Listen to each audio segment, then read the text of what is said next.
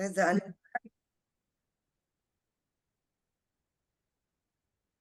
oke. Baik, untuk semua presenter, tolong digunakan virtual background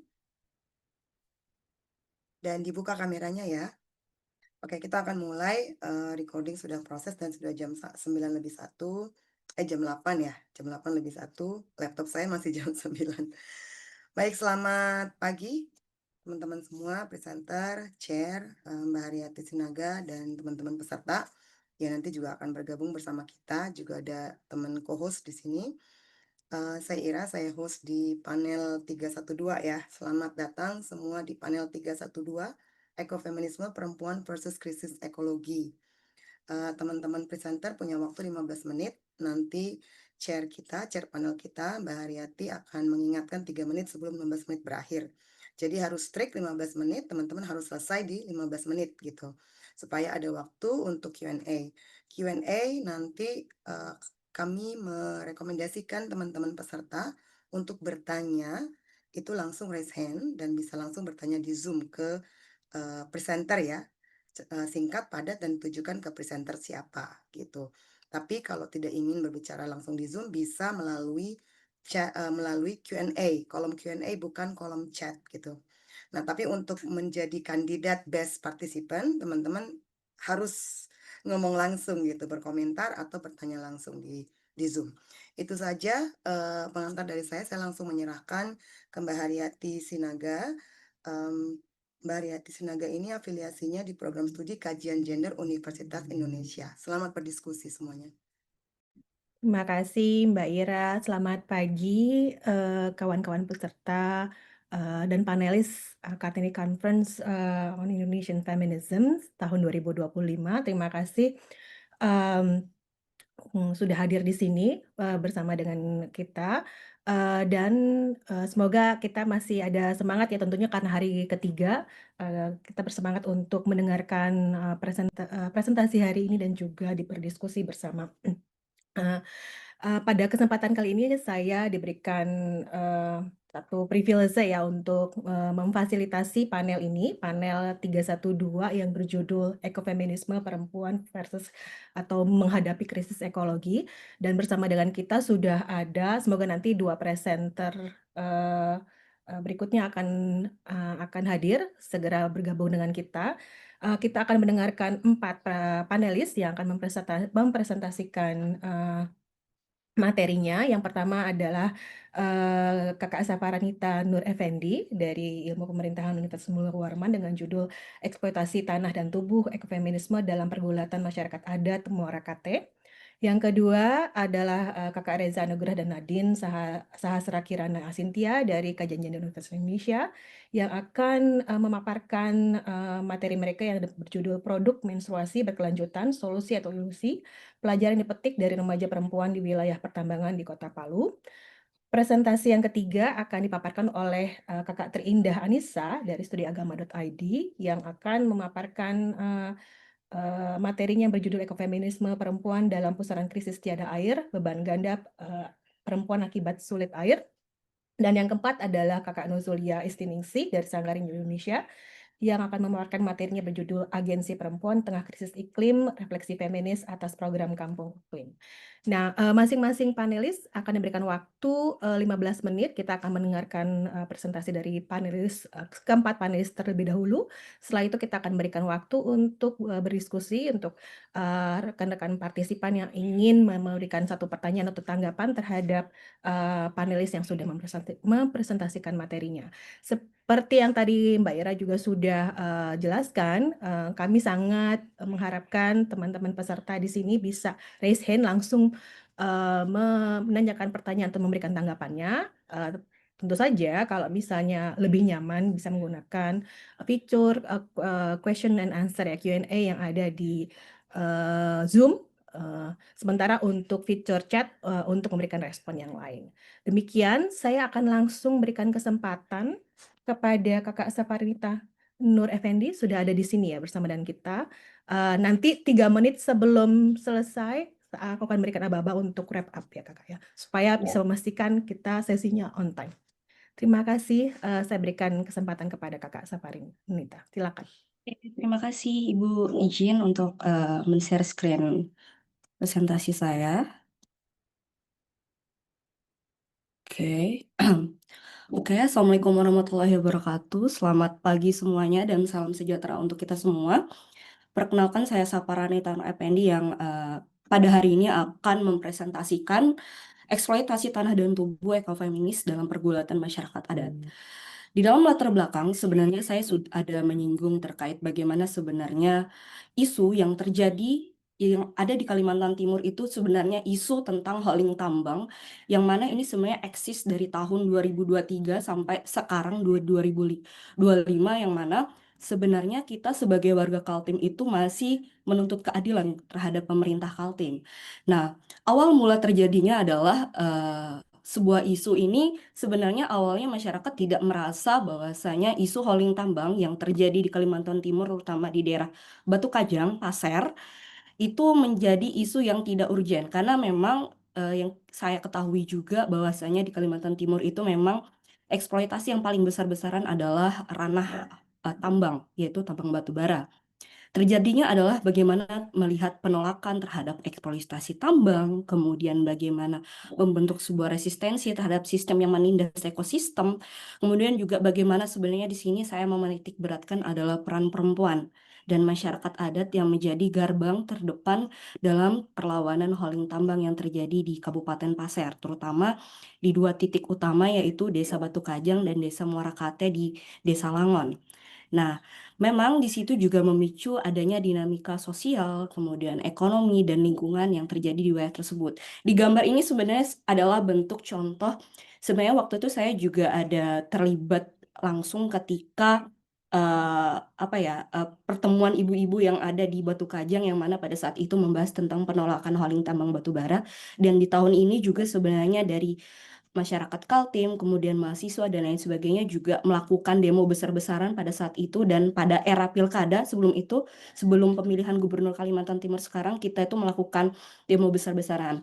Jadi di sini saya membuat peta, yaitu sebenarnya titik hauling tambang yang mana sebenarnya latar belakang dari hauling tambang sendiri itu adalah dari perusahaan PT Mantimin. Jadi PT Mantimin ini adalah perusahaan yang berada di Kalimantan Selatan, yang mana sebenarnya mereka itu seharusnya memiliki jalur tambang sendiri, tetapi karena mereka tidak mempunyai lokasi tambang untuk melalui tambang itu sendiri, hauling tambang ya, jalan hauling tambang itu mereka tidak punya, jadi mereka memanfaatkan jalan-jalan poros provinsi antara Kalimantan Selatan dan di Kalimantan Timur di wilayah perbatasan. Jadi disitulah pertamanya pemicu terjadinya hauling tambang, yang mana sampai detik ini saya sebagai warga lokal melihat bahwasanya sebenarnya hauling tambangnya ini tidak ada eh, penekanan dari pemerintah sendiri untuk mengkoordinir dan membatasi tambang itu lewat ke wilayah kami, ke wilayah tempat tinggal kami. Kemudian dari sini, ketika alurnya itu berlalu dari bagaimana perlawanan ibu-ibu yang ada di Desa Batu Kajang, kemudian berlanjut dengan meninggalnya seorang pendeta yang namanya Pendeta Veronica, yang mana beliau ini adalah juga orang Dayak yang berada di Desa Langon, yang mana hauling tambang itu sudah menghancurkan tubuhnya Veronica, yang mengakibatkan munculnya amarah masyarakat adat, yang mana awalnya masyarakat adat Muara Kate itu menolak tambang karena mereka menjaga wilayah perbatasan antara Kaltim Kalsel, karena polisi sendiri tidak bisa mengkoordinir penolakan hauling tambang sendiri. Jadi sebenarnya ini adalah bentuk dari perlawanan mereka, mereka menggunakan bahasa daerah. Jadi memang di Langon itu ada Dayak, kemudian juga kita sebagai masyarakat Pasir itu juga mengalami penolakan di situ, yang mana darah dan kehormatan masyarakat adat itu masih menuntut keadilan tentang kematiannya Enson dan Russell. Jadi ada salah satu dari dua orang korban ini yang lehernya tersayat, yang mana sampai detik ini walaupun sudah ditemuin tersangkanya, tapi tersangkanya itu masih dilihat oleh masyarakat kita sebagai masyarakat Kaltim, kita warga dan masyarakat adat merasa masih belum adil dengan keadilan yang diberikan pemerintah, yang mana mereka di sini korban itu sangat berbahaya karena seluruh masyarakat yang ada di Kalimantan akhirnya tuh bangkit dan marah dan mengingatkan saya dengan tragedi yang ada di wilayah Sampit.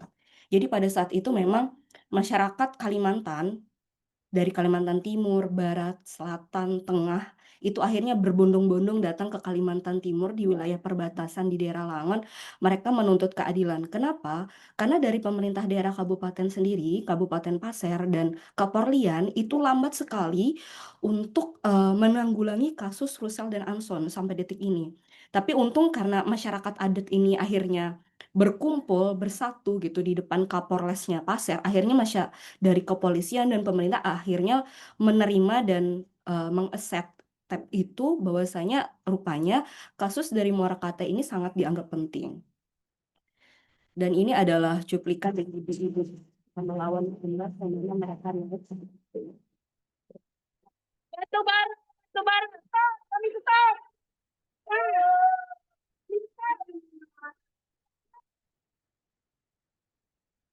Nah, video sekilas itu adalah gambaran yang sebenarnya sampai detik ini masih berlanjut, tapi yang dulu lebih parah lagi karena ketika perempuan-perempuan, ibu-ibu yang ada di daerah itu mencegah tambang, itu malahan truk-truknya tetap menabrak jalanan yang ada di daerah tersebut, yang mana atribut-atribut yang ada di jalanan itu aslinya itu pada berserakan. Jadi masyarakat di situ sebenarnya udah bangkit, tetapi tetap aja kita tetap kalah sama pihak swasta.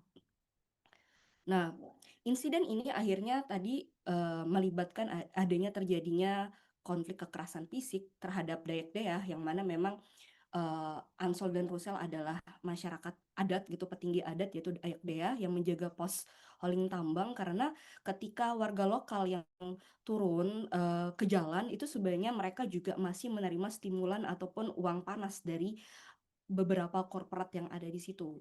Jadi yang terjadi juga adalah eksploitasi alam yang akhirnya menghancurkan lingkungan, kemudian hak asasi manusia yang sampai detik ini masih kita perjuangkan, kemudian akhirnya yang terimbas adalah kelompok-kelompok rentan seperti masyarakat adat, terutama masyarakat adat Dea, dan pos holing tambang itu adalah merupakan simbol dari perlawanan baik itu fisik, motorik maupun simbol perjuangan dari masyarakat adat Dea untuk melindungi adat mereka dari holing tambang. Karena ya secara nggak langsung yang saya rasakan sebagai masyarakat lokal gitu, adalah jalan-jalan kami sampai detik ini adalah jalan-jalan kami masih rusak, kemudian polusi udara yang diberikan oleh para holing-holing truk-truk tambang itu, dan ancaman keselamatan adalah salah satunya Veronica telah meninggal, kemudian Anson juga, kemudian juga ada salah satu ustadz yang ada di daerah Batu Kajang juga meninggal dunia, dan beberapa anak kecil juga mengalami kecelakaan karena holing tambang ini sebenarnya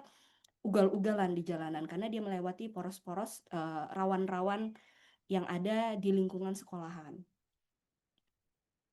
Nah, eksploitasi tanah dan tubuh yaitu saya melihat dari perspektif ekofeminis adalah bentuk perlawanan, mau itu dari perlawanan perempuan, kemudian dari perlawanan masyarakat adat, yang mana saya melihat di sini adalah adanya keterhubungan ataupun korelasi antara perempuan, kemudian bagaimana mereka memperjuangkan tanah adat mereka, kemudian bagaimana mereka memperjuangkan ekologis, kemudian dari fokus pengalaman masyarakat Muara Kate ini saya selalu jadikan narasi terus-menerus, yang mana menurut saya narasi ini sampai detik ini tuh seperti tenggelam, yang saya coba untuk mengupkan kembali, melihat dari perspektif ekofeminis ini adalah bentuk kritik saya terhadap bagaimana para korporat, para pemerintah itu sifatnya patriarkis dan kapitalis terhadap masyarakat adat dan perempuan.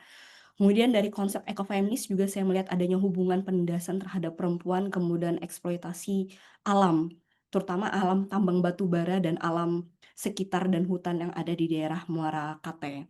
Dan dua titik tekan utama adalah perempuan yang selalu dimarginalkan karena memang di sini perempuan yang sebenarnya menjadi garda terdepan, kemudian perempuan juga yang sebenarnya di sini menjadi kunci ataupun penyelamat lingkungan yang reminder terjadinya pergulatan antara masyarakat adat dengan perusahaan tambang batu bara hingga menghasilkan sebuah relasi antara manusia, gender, dan alam.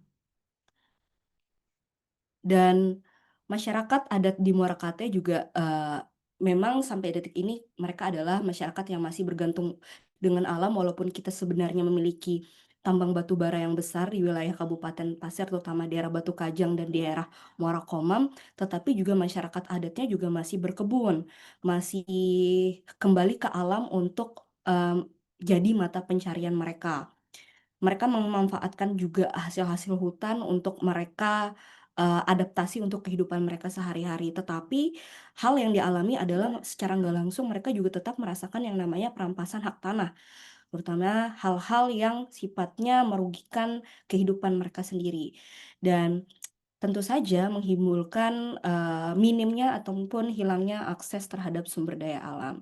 Hingga tetap mereka menekankan adanya budaya dan spiritual adat. Karena masyarakat Dayak Deah dan Pasir ini adalah masyarakat yang sebenarnya sangat kentara dengan adat, mereka masih ada belian, yang mana belian ini sebenarnya juga salah satu bentuk alternatif pengobatan ataupun bentuk spiritual mereka untuk mereka itu menyembuhkan masyarakatnya dari hal-hal yang sifatnya apa ya, kalau misalkan modern mungkin sudah ada dokter, tapi mereka juga masih merawat itu, masyarakatnya masih merawat itu untuk penyembuhan adat, terutama penyembuhan dalam bentuk kesehatan. Dan metode sebenarnya yang saya ambil karena sebenarnya ini adalah riset lapangan gitu. Saya pernah sekali waktu di puncak pertama perlawanan masyarakat Desa Batu Kajang terhadap PT Mantime, yang mana saya di sini memang menggunakan narasi kualitatif dengan pendekatan setiap fenomena-fenomena yang saya gabungkan antara eksplorasi pengalaman perempuan, kemudian dari pengalaman masyarakat adat, yaitu memaknai bahwasanya kerusakan lingkungan dan adanya perlawanan antara perempuan dengan masyarakat adat. Kemudian juga saya melakukan berbagai wawancara melihat dari bentuk perwakilan-perwakilan masyarakat memperjuangkan tentang apa ya, tanah mereka gitu ya, dan perlawanan hauling tambang, yaitu juga melaksanakan observasi, kemudian mengumpulkan beberapa dokumentasi lapangan, kemudian juga saya mengumpulkan beberapa berita dan data sekunder dan buku-buku penunjang untuk memperkaya literasi terkait kajian ekofeminis dan masyarakat adat. Dan juga Astafa, tentang ya, 3 menit lagi langsung di wrap up ya. siap. Ya, terima kasih Bu. Triangulasi data yang mana saya menggabungkan antara dokumentasi, observasi dan wawancara, dan fokusnya memang ada di 2 titik, yaitu Batu Kajang dan Muarkate, yaitu menyoroti perlawanan gerakan ekofeminis. Dan ini adalah hasil dan pembahasan, ini adalah bentuk kelompok perempuan yang pada saat itu melaksanakan remuk gitu ya, gotong royong gitu ya, mereka membuatkan pos tetap perlawanan antara PT Mantimin. Di hasil penelitian pertama itu saya melihat bahwasanya perempuan dan masyarakat Kabupaten Pasir dan Muarakate itu melakukan pimpinan perlawanan terhadap PT Mantimin yang diangkat dari kerusakan lingkungan, anak-anak, dan infrastruktur. Kemudian di bagian kedua yaitu melihat bagaimana sih sebenarnya dampak ekonomi, sosial, dan peran perempuan, yaitu mengancam kerusakan jalan, polusi, dan lain sebagainya. Dan di sini karena banyak ibu-ibu juga yang punya anak sekolahan juga merasa terancam dengan adanya hauling tambang dan membahayakan anak-anak mereka dan ibu-ibu. Dan apa yang terjadi yaitu implikasi kebijakan dan rekomendasinya masih bersifat dinial karena di situ sebenarnya ada perda yang dilegalkan oleh Gubernur Kaltim yang mana sebenarnya hauling yang berbentuk batu bara, sawit, dan lain sebagainya tidak boleh melewati wilayah perbatasan. Tetapi denial yang dilakukan oleh pemerintah Kabupaten Pasir adalah tetap membolehkan hauling tambang itu lewat di wilayah Kaltim Kalsel. Sebenarnya ini yang sebenarnya masih sampai detik ini menjadi bahan kritik kami masyarakat Kabupaten Pasir terhadap pemerintah Kabupaten Pasir. Kemudian di gambar terakhir ini adalah contoh-contoh dan dokumentasi yang saya kumpulkan dari masyarakat adat Muarakate yang mana pada saat tahun 2025 ini Wakil Presiden Gibran kita itu datang ke Muarakate yang mana menanyakan kasus Ansol dan Rusal ini sebenarnya masih kasus yang masih menggantung sampai detik ini, yang mana dari pemerintah pusat itu akhirnya turun ke Morakate yang pada saat itu memang sangat ramai sekali waktu itu waktu Gibran datang. Tetapi menurut saya sampai detik ini walaupun ada pemerintah pusat datang ke lokasi, keadilan yang diterima oleh masyarakat Morakate dan Batu Kajang sampai detik ini masih dipertanyakan. Kesimpulan terakhir yaitu diperlukan memang adanya peran aktif dan pendukung perempuan, terutama masyarakat adat, memberikan ruang-ruang inklusif, ruang-ruang partisipasi, melibatkan antara masyarakat, perempuan, pemerintah, swasta, dan lain sebagainya untuk bisa menanggulangi pengambilan keputusan terhadap perlindungan masyarakat adat melalui kebijakan yang adil. Kemudian hingga menjelang 2025, sebenarnya ini adalah bentuk dari kekecewaan saya sebagai masyarakat Kabupaten Pasir terhadap kasus di Muara Kate. Jadi aparat masih terkesan sangat-sangat lambat sekali untuk menanggulangi kasus tersebut. Sekian dan terima kasih pemaparan pada pagi hari ini. Terima kasih atas presentasinya yang sangat menarik dari Kak Saparanita.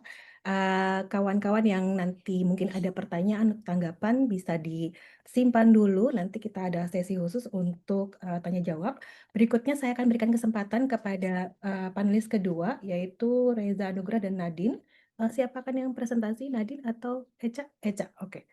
Silakan 15 menit, nanti 3 menit sebelumnya saya akan berikan reminder untuk wrap up.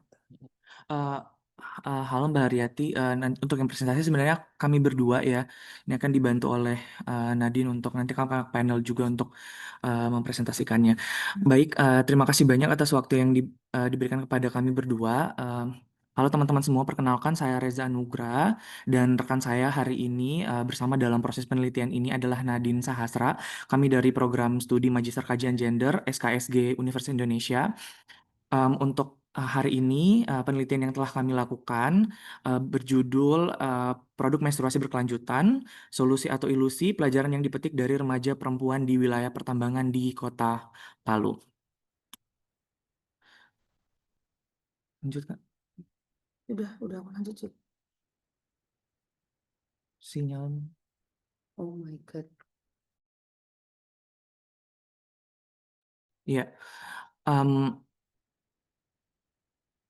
Di sini Ada PPT-nya nggak?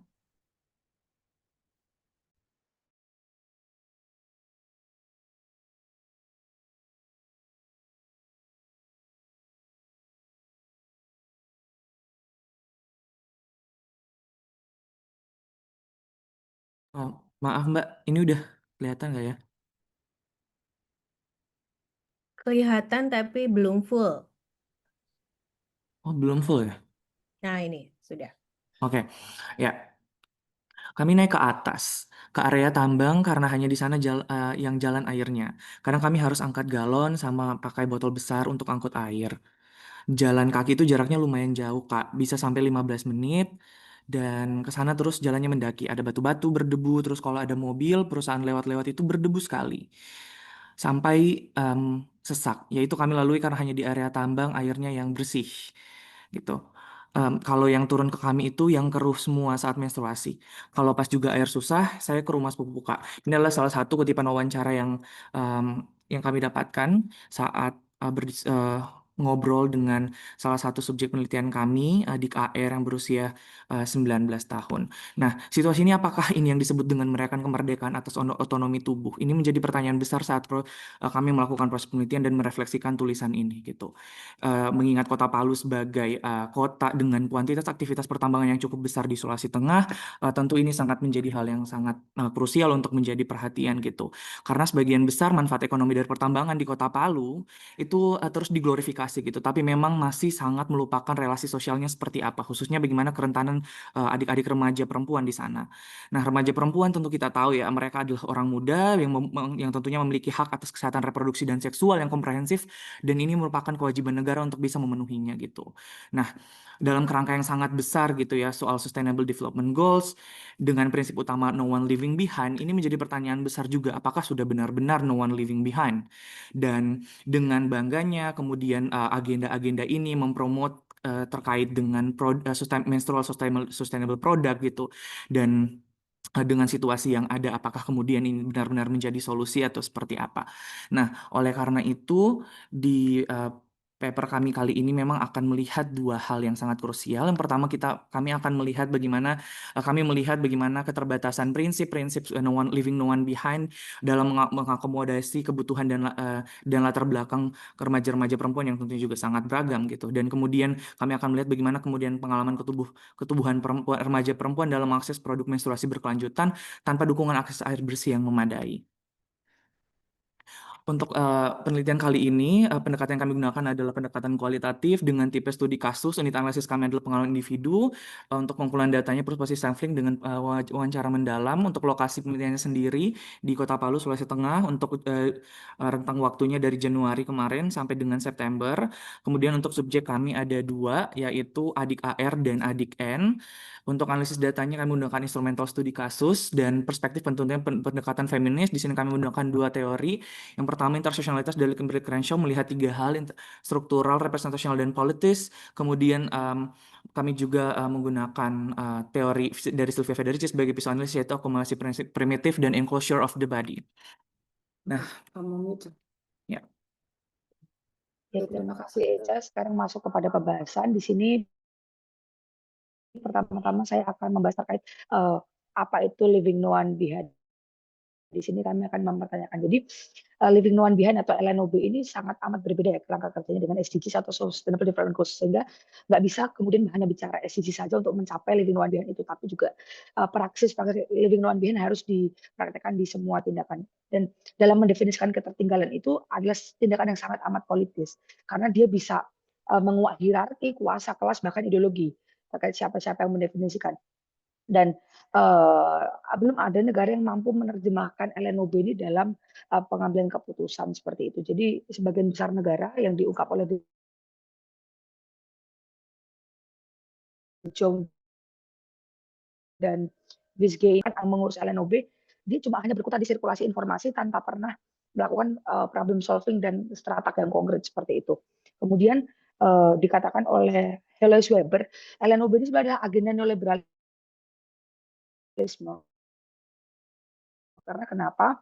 Dia hanya sifatnya itu komersil tanpa betul-betul menyasar pada akar permasalahan. Jadi Lenovo ini hanya mempromosikan praktik-praktik komersialisasi seperti itu. Jadi privatisasi, deregulasi yang menjadi khas neoliberalisme itu sangat amat memanfaatkan kerentanan sebagai alat politik, alih-alih altruistik atau sifatnya itu membantu dan meliberasi seperti itu. Jadi intervensi kemanusiaan itu bisa-bisa menjadi sebuah bumerang seperti itu, yang seharusnya itu bisa membantu justru bisa berakhir naas, yang mana mendistribusikan ulang kerentanan bukan menyelesaikannya seperti itu. Dan LNOB itu sangat amat mengutamakan kepentingan komersil ya, sekali lagi di atas komitmen untuk menyediakan hak dasar secara universal seperti itu. Nah, di sini pengalaman ketubuhan ADN dan AR ini itu LNOB di hadapan itu seakan-akan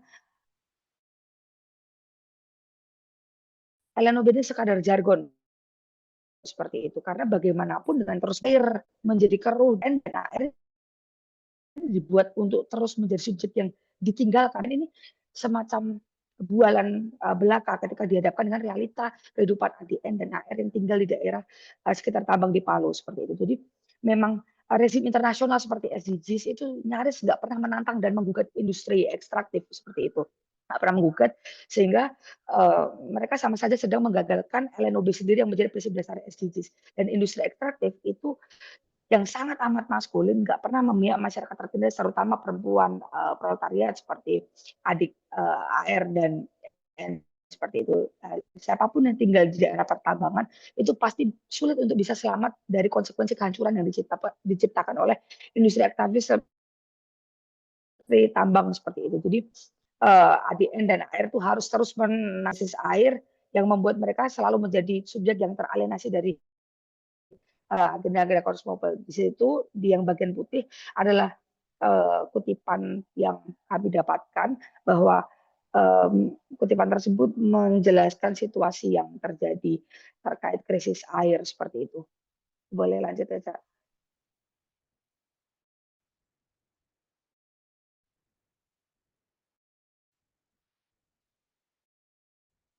Lanjut. aktivitas pertambangan di Palu itu kemudian sangat amat menunjukkan bagaimana praktik akumulasi primitif Ini sepertinya itu putus-putus ya. Ya, Mungkin putus-putus. ya, terjadi. kita kurang kedengaran, nggak jelas kedengarannya, Nadine. Iya, iya, sebentar. Putus-putus. Internetnya kurang bagus, nggak Iya, ini stabil. lagi di setting lagi, Mbak. Sorry ya.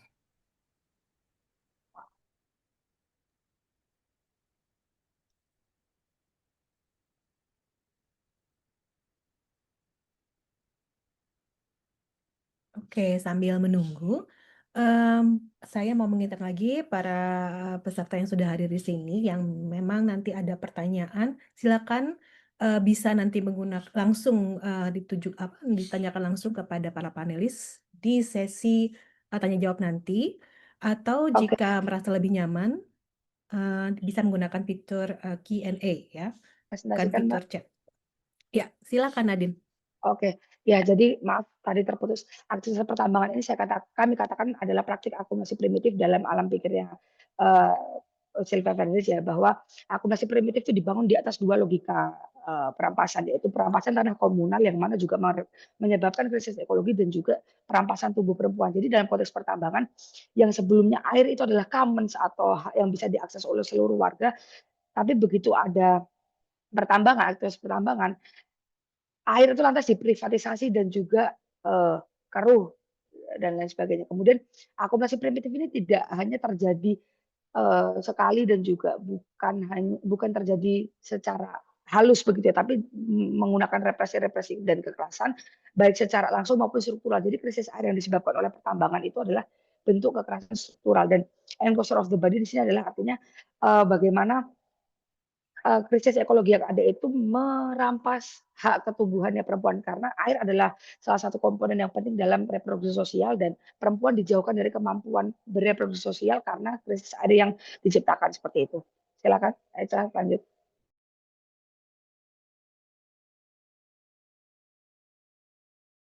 Oke. Ya, selanjutnya di subbab selanjutnya kami juga membahas bagaimana kemudian interseksionalitas di ujung senja, dan kami lihat bakat kapitalisme dan patriarki yang memperparah penderitaan remaja perempuan di wilayah pertambangan. Nah, seperti teori yang sudah yang kami gunakan terkait dengan interseksionalitas dari kacamata Kimberly Crenshaw, di mana melihat dari tiga Sorry, aspek itu struktural. Eca, sorry maaf, interupsi. Itu slide-nya masih di halaman pertama. Oh, sebentar. Oh Tuhan.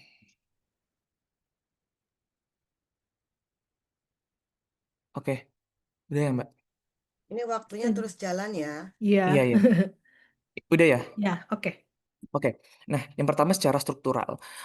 Penyelesaian struktural ini yang kami dapatkan adalah penyelesaian yang sangat masif dan tersistem, di mana kenapa ini sangat struktural, karena ketika penjualan lahan itu dipilih oleh masyarakat di sekitar tambang sebagai solusi atas masalah ekonomi dan minimnya lapangan kerja, mereka tidak punya pilihan-pilihan yang harus diambil karena mereka juga memiliki latar belakang ekonomi yang kurang mampu, sehingga mereka tidak punya pilihan ketika para pengusaha tambang datang untuk menawarkan, dan pemerintah bersama pemerintah untuk menawarkan jual beli lahan untuk akses pertambangan, maka mereka berada di situasi tidak punya pilihan dan mereka memilih untuk menjualkan tanah mereka sebagai untuk dijadikan sebagai industri pertambangan galian C seperti itu. Sehingga yang didapatkan dampaknya adalah ketika seperti hasil wawancara yang kami dapatkan, pas air muncul kayak ada tanah-tanahnya itu pas mulai masuk tambang, karena kata orang tua sumur air mereka yang pelaku tambang itu diganggu, kayak misalnya aliran air ke rumahnya itu dikeruk lagi pakai alat-alat berat, dan cabang alirannya itu diubah sampai benar-benar air bersih yang terdapat air bersih itu hanya ada di sekitar perusahaan. Ini memang menurut kami adalah pendidikan sangat struktural gitu, dan bagaimana kemudian posisi remaja ini, remaja perempuan itu yang tersubordinasi dalam hierarki sosial. Hierarki sosial ini bukan hanya dalam tatanan masyarakat yang lebih luas, namun memang tertindas sejak dalam struktur kecil dalam masyarakat gitu, yaitu adalah keluarga. Kenapa? Misalnya dalam proses mengalokasikan. Eca, silakan di wrap up ya. Oh ya, dalam pengalokasian air dalam rumah pun remaja perempuan ini bukan menjadi prioritas untuk menggunakan air seperti itu. Kemudian secara politis juga mereka tidak mendapatkan akses kepada layanan kesehatan reproduksi dan pendidikan kesehatan reproduksi yang komprehensif sehingga mengakibatkan mereka tidak mengerti bagaimana menjalankan fungsi-fungsi reproduksi mereka secara sejahtera, bukan hanya secara biologis namun juga sosial, kemudian secara mental gitu. Dan kami juga melihat bagaimana kemudian mereka dianggap tidak remaja perempuan dianggap bukan menjadi bagian dari agenda politik untuk mendukung politik yaitu pemerintahan gitu ya, yang kami lihat karena pemerintahan pun tidak menganggap bahwa remaja-remaja ini adalah kelompok-kelompok yang juga merupakan kelompok yang harus dipertimbangkan dalam agenda politik seperti itu. Kemudian secara representasional dalam forum-forum yang dilaksanakan di tingkat kelurahan mereka tidak dilibatkan secara bermakna dan keterlibatannya hanya tokenisme saja, dan kemudian mereka tidak memiliki ruang-ruang untuk menyuarakan penderitaan yang justru mereka alami gitu terkait dengan kesulitan akses air bersih ketika mengalami pengalaman menstruasi seperti itu.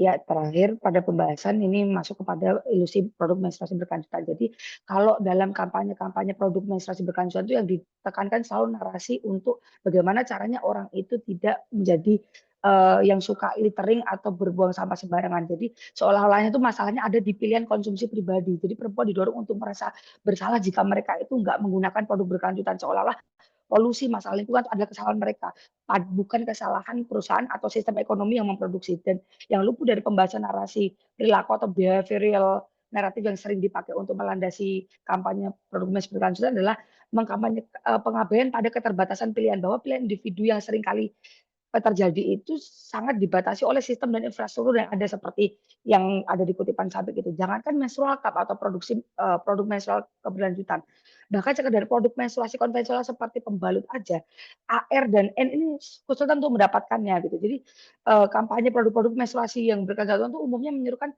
gimana caranya beralih untuk ke menstrual cup segala macam. Padahal menstrual cup itu sudahlah mahal, aksesnya sulit, butuh air yang banyak untuk dipakai membilas segala macam.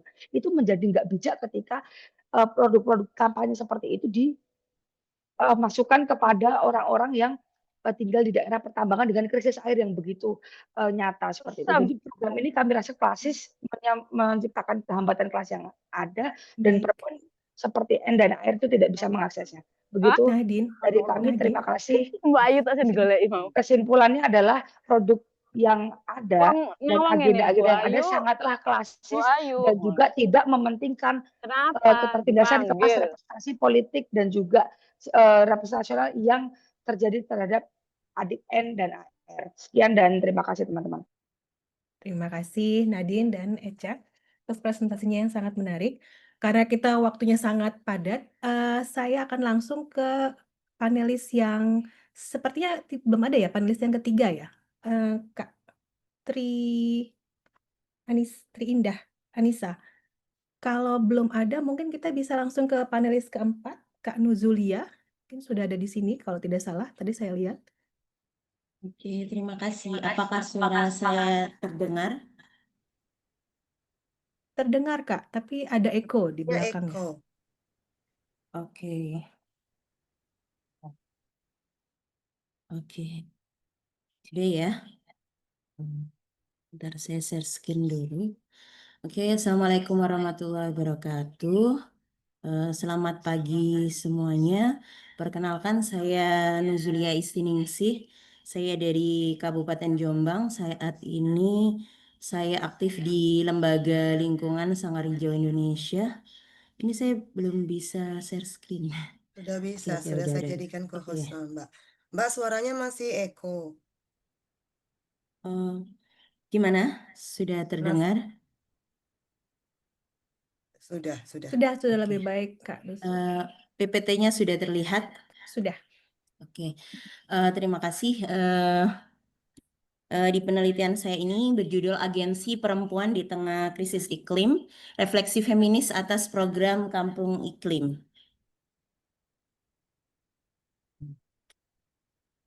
Tidak bisa geser ya. Ini.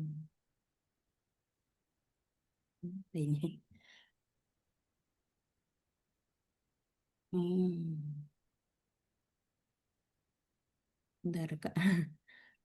Mungkin bisa ditutup dulu, Kak Nuzul, nanti coba dibuka lagi gitu. Oh gitu.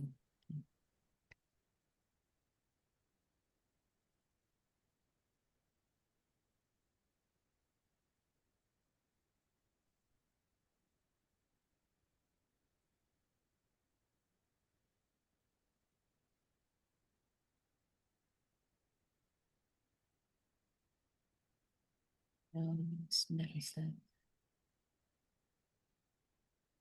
Oke, eh, pengantarnya adalah di tahun 2024 kemarin itu berdasarkan catatan dari C3S itu menjadi tahun terpanas. Ini adalah salah satu lembaga di Uni Eropa. Nah, sebelumnya di tahun 2015 Indonesia itu sudah meratifikasi gitu, jadi ikut menandatangani Paris Agreement eh, di antara 195 negara gitu. Nah, selanjutnya turunlah Undang-Undang Nomor 16 tahun 2016.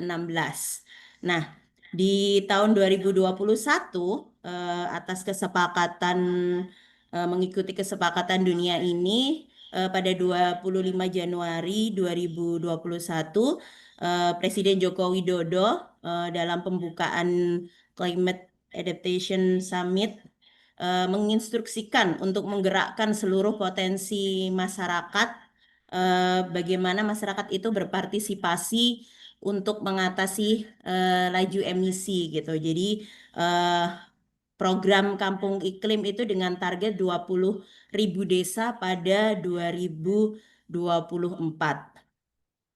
Oke. Nah, jadi intinya program Proklim ini adalah bagaimana bentuk partisipasi masyarakat untuk untuk ikut serta dalam mengatasi emisi isu-isu perubahan iklim dunia gitu. Nah, pelaksana di lapangan ini didominasi gerakan perempuan akar rumput seperti Bank Sampah, KWT, kemudian TPS 3R gitu. KWT adalah komunitas wanita tani dan juga ada bentuk dukungan lembaga lain gitu. Jadi kayak semacam PKK, Jumantik, Posyandu, dan organisasi keagamaan seperti Fatayat dan Muslimat. Oke, dan di sini sebenarnya Bentar, perempuan dan alam koreksi itu ini, adalah guys. memiliki kedekatan yang tak terpisahkan. Ini. Bahkan alam itu disebut sebagai isu feminis. Meskipun di sisi lain sebenarnya romantisme kedekatan ini justru dianggap sebagai beban ganda perempuan sebab implikasinya adalah menambah tugas dan tanggung jawab yang disematkan pada perempuan. Nah, di sisi lain sebenarnya Kabupaten Jombang itu dikenal sebagai kota adipura dengan meraih 14 kalinya pada 2023 karena indikator pengelolaan lingkungan.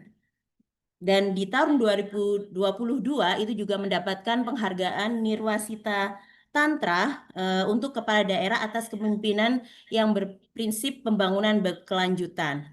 Nah, tentu saja prestasi-prestasi ini itu ditopang dari aksi-aksi di level desa gitu sebagai indikator-indikator ketika untuk meraih itu.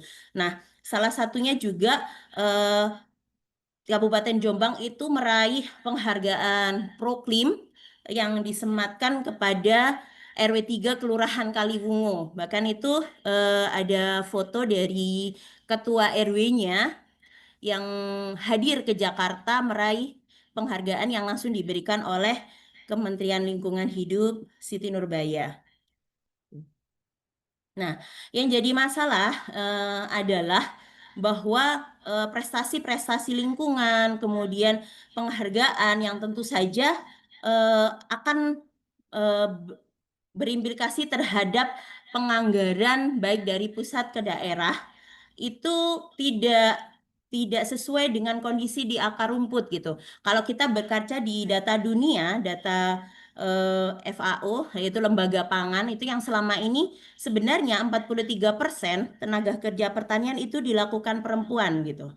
Dan bahkan di Indonesia sendiri berdasarkan data BPN itu lahan atas nama perempuan itu hanya 24,2%.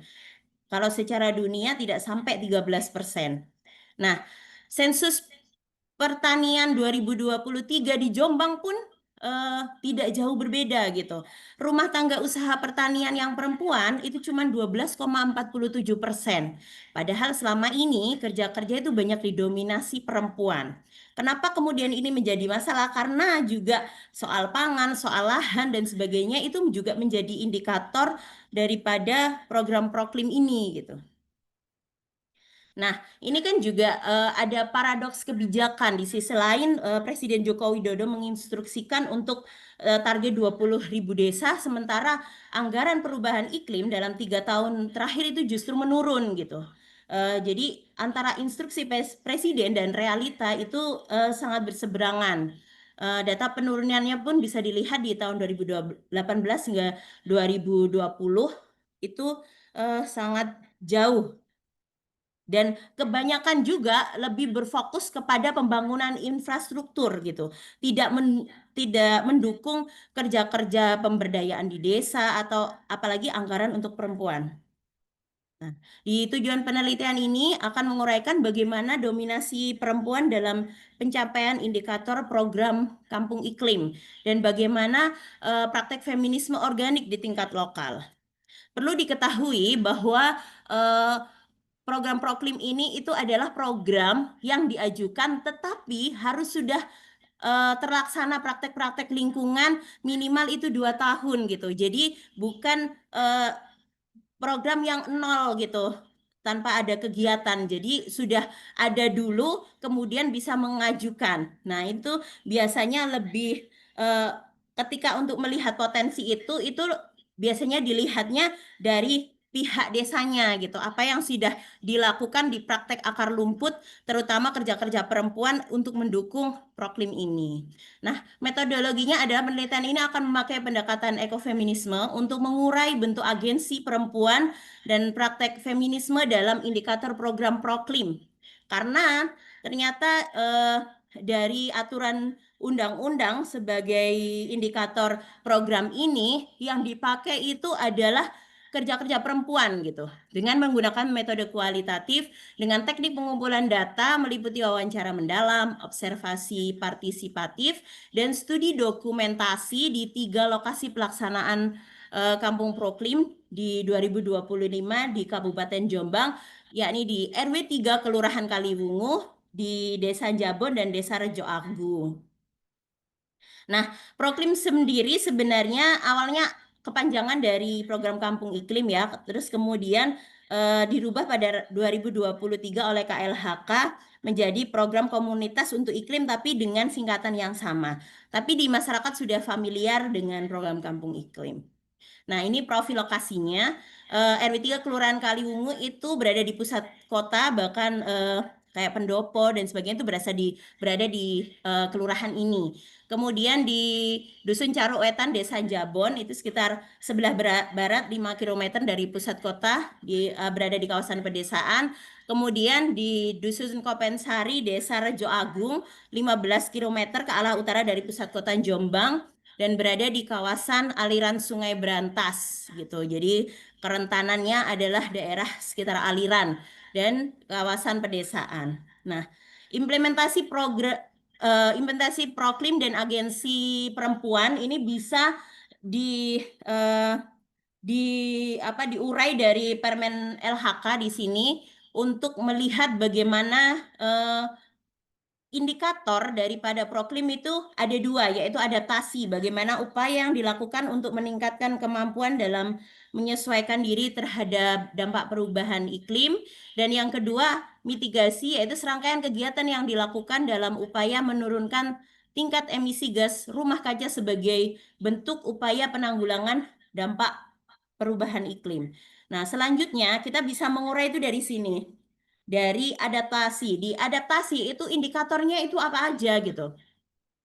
Nah, yang pertama adalah pengendalian kekeringan banjir dan tanah longsor. Nah, itu bentuknya seperti pemanenan air hujan gitu. Jadi apa yang sudah dilakukan di desa itu? Apakah sudah melakukan pemanenan air hujan gitu?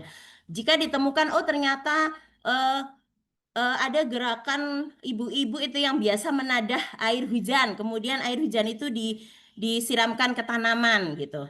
Kemudian ada peresapan air. Jadi di kawasan perkotaan yang di sini di RW 3 itu sekitar area ganggang rumah karena perumahan ya, itu sudah banyak eh, biopori. Kemudian yang di desa itu ada yang namanya lubang barokah. Lubang barokah itu kalau di Jombang itu ada istilah jublangan. Jadi zaman dulu itu sampah-sampah organik itu kalau buang itu ya di situ. Selanjutnya kalau sudah penuh kemudian biasanya ditanami oleh tanaman pisang gitu. Nah, kemudian ada area hijau gitu. Jadi ada kawasan yang masih hijau misalnya kebun. Nah, itu salah satu bentuk indikator dan pelaksanaannya.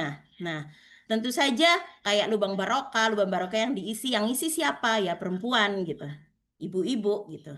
Kemudian penghematan penggunaan air itu bentuknya seperti apa? Jadi kayak misalnya air cucian beras itu disiram ke tanaman. Nah, itu kalau orang-orang desa itu sudah biasa kayak gitu. Jadi setelah nyuci beras kemudian disiram ke tanaman kayak gitu. Kemudian ada juga sarana dan prasarana pengendali banjir. Jadi kayak misalnya got atau apa namanya drainase kayak gitu. Nah, kemudian rancang bangun yang adaptif. Jadi gimana kemudian kayak pembangunan rumah dan sebagainya itu dirancang bagaimana untuk tahan banjir gitu. Kemudian peningkatan ketahanan pangan. Nah, ini jadi poin utama gitu karena juga ada yang dinilai adalah penerapan pola tanam. Jadi di suatu wilayah itu dilihat apakah wilayahnya itu mampu memberikan pangan sekitar gitu. Kalau misalnya di desa nih komoditas apa gitu, apakah ada komoditas pangan gitu? Apakah di situ ditemukan adanya pangan lokal kayak seperti singkong, ada juga pisang kayak gitu. Itu juga masuk dalam indikator ini gitu. Kemudian sistem dan model irigasi untuk mengatasi kegagalan panen gitu. Nah, ketika misalnya di Kak satu Nuzul, wilayah itu Kak cuman Nuzul, ya, silakan merewap ya, menyelesaikan presentasinya sekitar 2,5 menit. oke, ya terima kasih. Jadi itu juga kayak misalnya juga pengendali terkait iklim gitu. Nah ini ada yang namanya dibentuk tim Jumantik. Jadi itu melihat ke rumah-rumah warga bagaimana kondisi kamar mandi dan sebagainya. Nah itu timnya itu juga perempuan gitu. Kemudian ada mitigasi. Nah mitigasi ini adalah salah satunya adalah pengelolaan sampah. Apakah di situ ada bank sampah, ada TPS-nya. Nah, yang kerja-kerja seperti ini itu di anggota dan didominasi itu hampir 90% itu adalah perempuan semua gitu. Termasuk juga penggunaan energi. Salah satu yang unik di sini penggunaan energi adalah apakah di desa itu masih menggunakan kayu bakar gitu.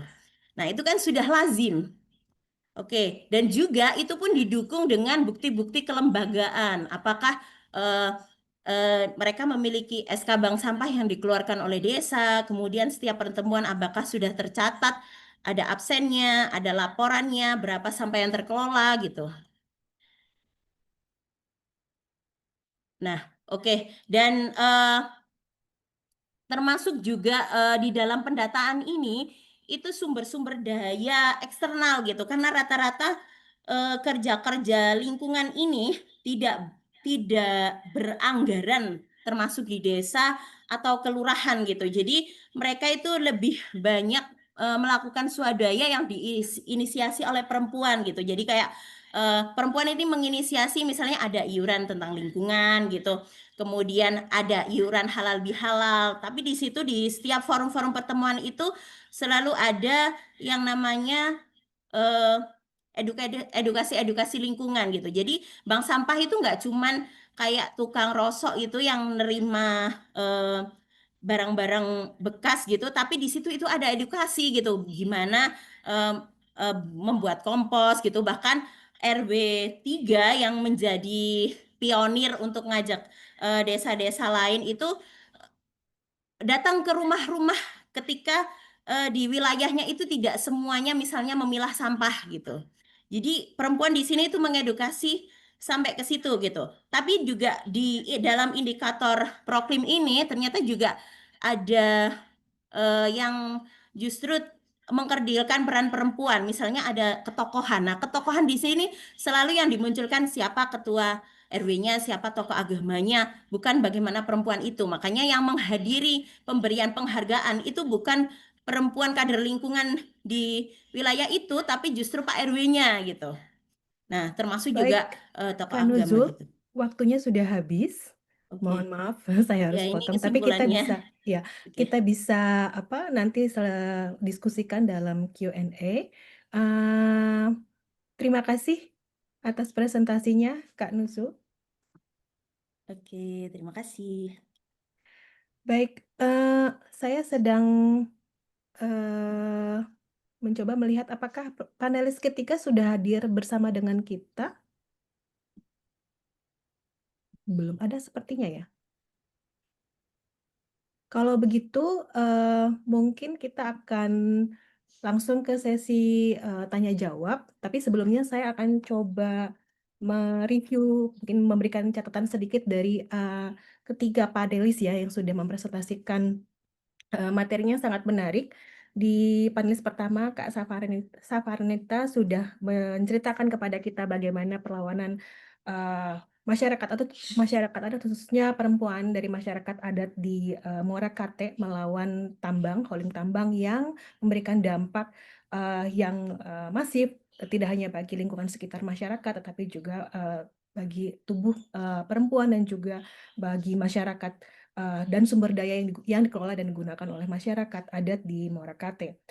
Lalu di panelis kedua, Reza Anugrah dan Nadine sudah juga memaparkan kepada kita kritik terhadap tadi ya agenda No One Leaves Behind, No One is Leaving Behind, dan menggunakan ilustrasi produk menstruasi berkelanjutan sebagai ilusi terhadap agenda yang sebenarnya justru melanggengkan neoliberalisme.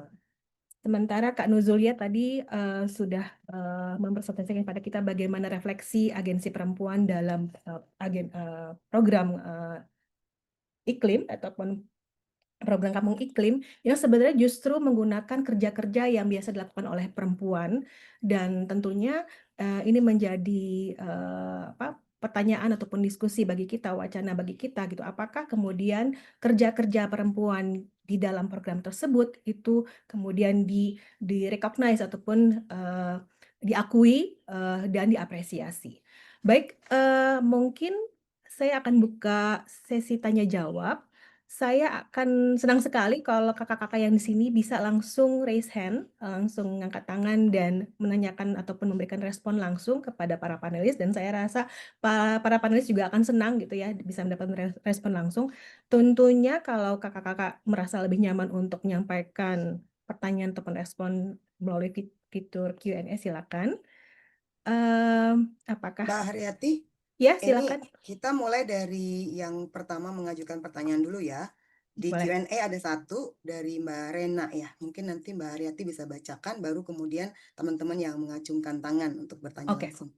Terima Baik, kasih. kalau begitu terima kasih Mbak Ira. Saya akan bacakan dulu. Ada pertanyaan dari Mbak Rena, ada Kak Rena Herdiani. Pertanyaan untuk Kak Saparanita, apakah perempuan adat di Morakate juga rentan mengalami kekerasan berbasis gender, baik yang terjadi di ranah privat maupun di publik? Apakah sudah ada intervensi dari pemerintah pusat untuk mengatasi kasus pelanggaran HAM yang dilakukan oleh perusahaan tambang di Morakate? Menurut Kakak, apakah RUU Masyarakat Adat merupakan solusi untuk memberikan perlindungan bagi masyarakat dan perempuan adat dari kasus-kasus eksploitasi sumber daya alam? Lalu ada pertanyaan untuk Kak Eca dan Kak Nadine, apakah ada agensi perempuan dan remaja perempuan yang dilakukan untuk melawan operasi perusahaan tambang di Palu yang berdampak pada kesehatan reproduksi mereka dan apa tantangan yang dihadapi? Itu dulu mungkin apakah bisa langsung direspon oleh panelis, kemudian nanti kalau ada yang mau raise hand bisa kita langsung ke teman-teman yang raise hand. Silakan. Oke, Saya akan menjawab pertanyaan tadi tentang masyarakat adat, terutama masyarakat Morakate yang perempuan. Sebelum saya sebenarnya menulis terkait tentang Morakate ini, tentang Halung Tambang, saya juga sebenarnya sudah pernah menulis, sebenarnya di Muara Komam itu juga terkenal dengan eksploitasi emas, yang mana sebenarnya kita tuh punya sungai yang namanya Sungai Kandilo, yang ada di sekitaran Kabupaten Pasir, yang mana sebenarnya kalau kita berbicara tentang masyarakat adat yang ada di Morakate, mereka adalah seorang ibu dan juga kadang mereka adalah seorang pekerja yang mana mereka harus menghidupi kehidupan rumah tangganya selain bekerja di kebun, apa ya, mereka juga rawan terhadap isu kekerasan seksual. Terutama apabila misalkan dia menjadi, apa ya, pembantu suaminya dalam bekerja gitu. Kadang masih ada beberapa kasus kayak di Pasir, kalau misalkan saya membaca data di Kabupaten Pasir sendiri, banyak sekali sebenarnya riset riset yang saya baca tahun ini. Saya juga ada bahas tentang kajian gender perempuan tentang isu kekerasan perempuan di Kabupaten Pasir. Kalau misalkan kita berbicara masyarakat adat dan kita kaitkan dengan data isu kekerasan seksual yang ada di Kabupaten Pasir, itu masih dibilang sifatnya itu masih minim. Karena apa? Karena dewan-dewan pun yang ada di Kabupaten Pasir yang terutama perempuannya aja, walaupun mereka berbicara tentang isu perempuan, mereka masih menganggap bahwasanya yang si korban itu, yang si perempuan itu tetap bersalah gitu. Dan itu datanya ada di situ. Jadi kayak dari perwakilan Dewan Perempuan Pasirnya aja dia tidak pro terhadap perempuan. Mau kita kaitkan lagi dengan masyarakat adat terutama perempuan, tentu saja itu bakal chaos. Dari dewannya saja, perpolitikan perempuannya aja, mereka dari hasil data dari ada sekitar 5 perempuan gitu ketika diwawancara oleh salah satu mahasiswa pemerintahan pada saat itu, yang hanya peduli dan care dengan isu perempuan itu hanya 1 orang. Apalagi dikaitkan dengan isu kekerasan gender yang ada di Kabupaten Pasir. Dikaitkan dengan masyarakat adat Kabupaten Pasir tentu saja rentan sekali.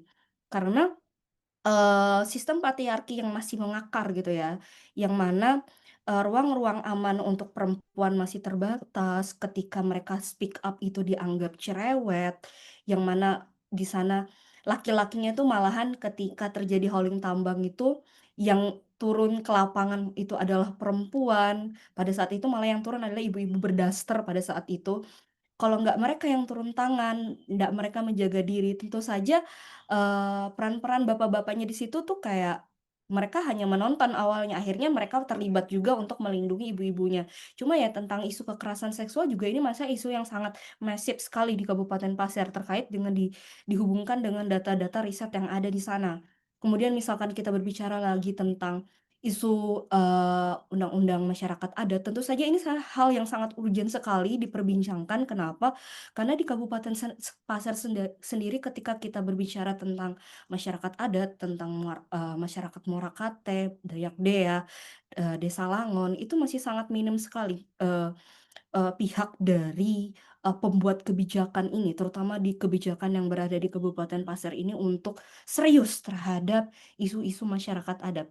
Saya melihat di riset-riset saya sebelumnya melihat bagaimana pemerintah Kabupaten Pasir sendiri itu terlalu pro terhadap kapitalis, yang mana memang itu sangat minim sekali melibatkan masyarakat-masyarakat adat ketika kita berbicara tentang, izin usaha tambang, kemudian pencabutan izin usaha tambang. Mereka tidak memberikan punishment ataupun hukuman yang sangat sangat, apa ya bahasanya ya, sangat menjerakan gitu ya untuk perusahaan-perusahaan yang lewat di Kabupaten Pasir. Yang mana sampai saat ini sebenarnya kekhawatiran saya adalah dengan 2 periodenya bupati saya yang kemarin pro terhadap hauling tambang, sampai detik ini sebenarnya saya lihat juga dari hasil wawancaranya beliau pada saat itu beliau lagi, apa ya, kampanye ya, waktu itu ada masyarakat yang menanyakan, "Pak, bagaimana dengan hauling tambang?" Kan itu udah ada perdanya tuh tentang bagaimana, perusahaan itu sebenarnya nggak boleh lewat antara lintas provinsi Kaltim dan Kalimantan Selatan, tetapi malahan bupatinya itu membolehkan. Bahwasanya, hauling-hauling itu lewat di sekitaran, wilayah Kaltim Kalsel. Di situ saja kita bisa lihat dari regulasi dan kebijakan pemerintah itu sebenarnya nggak benar-benar pro terhadap masyarakat, terutama masyarakat adat dan perempuan. Kita udah mungkin berbusa-busa gitu ya mengkritisi pemerintah Kabupaten Pasir, tapi sampai detik ini pemerintah menganggap itu adalah isu yang sangat-sangat tidak penting bagi mereka, tapi bagi masyarakat pasar sampai detik ini pun kami melihat isu holding tambang terutama yang mengakibatkan meninggalnya masyarakat adat Muara Kate itu sampai detik ini masih menjadi isu yang sangat penting bagi kami begitu. Oke, oke. Terima kasih Kak Saparanita. Mungkin tadi ada pertanyaan juga untuk Kak Nadine sama Kak Eca dulu ya. Nanti baru kita ke kakak-kakak yang sudah resign. Silakan. Iya, terkait dengan agensi ya Mbak kalau nggak salah ya. Eh, Ya, terima kasih ya atas tadi yang bertanya terkait dengan apakah kemudian adik-adik remaja perempuan di Kota Palu yang tinggal di wilayah Pertambangan itu memiliki agensi gitu ya. Nah sebenarnya kan kalau kita melihat soal konsep agensi ini sebenarnya bukan sesuatu yang diciptakan gitu ya, tapi kemudian yang dibangun gitu dari pengalaman dia sehari-hari dan kemudian dia as a whole human being eksistensinya sebagai manusia gitu. Dan memang yang tentu yang bisa direfleksikan pertama adalah mereka mau terlibat dalam proses riset yang kami lakukan adalah merupakan bentuk agensi mereka gitu ya, karena mereka secara partisipasinya di forum-forum kelurahan misalnya itu memang sangat-sangat ditutup aksesnya gitu. Dan ketika kemarin kebetulan saya juga memiliki pengalaman mengadvokasikan bersama mereka gitu ya.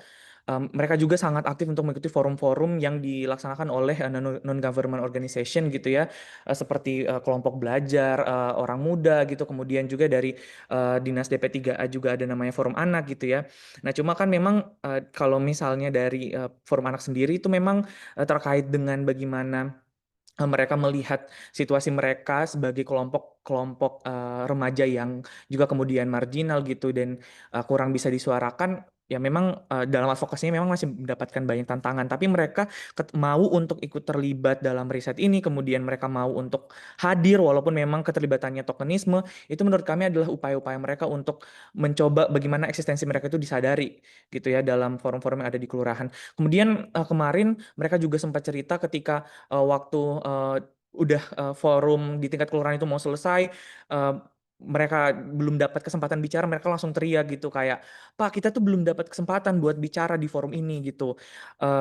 Tolong kasih kami kesempatan juga, walaupun ya at the end ya kita tahu ya semuanya cuma tokenisme aja gitu keterlibatan mereka. Namun yang perlu direfleksikan adalah bagaimana kemudian mereka tahu gitu bahwa sebenarnya situasi itu nggak oke. At least mereka sendiri tuh tahu situasi ini tuh nggak oke gitu. Ini kita remaja menstruasi, akses yang susah, air bersih yang susah ini bukan sesuatu yang apa namanya, bukan sesuatu yang perlu dianggap bukan hal yang signifikan gitu. Jadi mereka udah mulai sadar tuh, karena sehari-hari mereka mau ke kampus juga susah gitu kalau misalnya airnya lagi kotor, bahkan yang tadi ya di dalam rumahnya pun mereka harus mencoba mengalokasikan sendiri gitu, mana air yang bisa saya pakai untuk keperluan menstruasi, mana yang harus dipakai adik laki-laki saya untuk pergi ke sekolah, mana yang harus dipakai buat masak. Karena memang mereka di dalam keluarga pun secara struktur keluarga juga mereka paling terakhir dapat alokasi air bersih itu, walaupun mereka yang ngambil air sendiri gitu kan.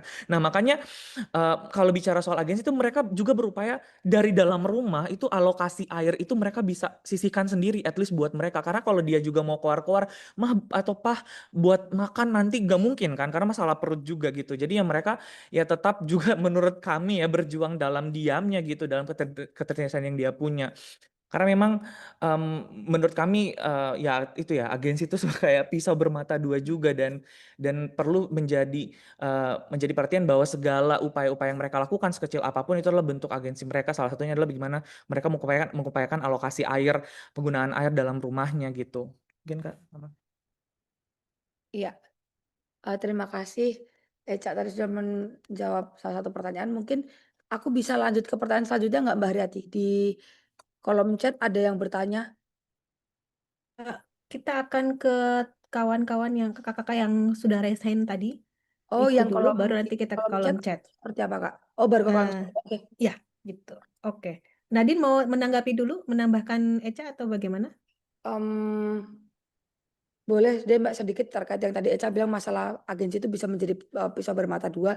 Cuman mungkin saya ngambil konteksnya tidak dalam yang kasus ADN dan AR yang di kasus pertambangan itu ya. Jadi Kenapa tadi Eca bilang agensi itu bisa menjadi pisau bermata dua? Terkadang beberapa aliran feminis seperti feminis liberal gitu mentafsirkan agensi sebagai sesuatu yang mentah, dalam arti begini, misalkan ada orang yang terlibat dalam atau menjadi sex worker gitu, prostitusi, yang let's say memakai platform online untuk melakukan aktivitas kerjanya seperti itu. Orang lantas menganggap itu agensinya dia segala macam. Cuma yang menjadi tricky adalah kalau misalkan dia tidak menyadari bahwa ini adalah situasi yang sangat amat struktural, kamu tuh menjadi korban dari gilasan kapitalisme, ekonomi, sistem yang enggak adil terhadap kamu, dan dalam penghidupanmu kamu harus memakai tubuhmu untuk mencari uang.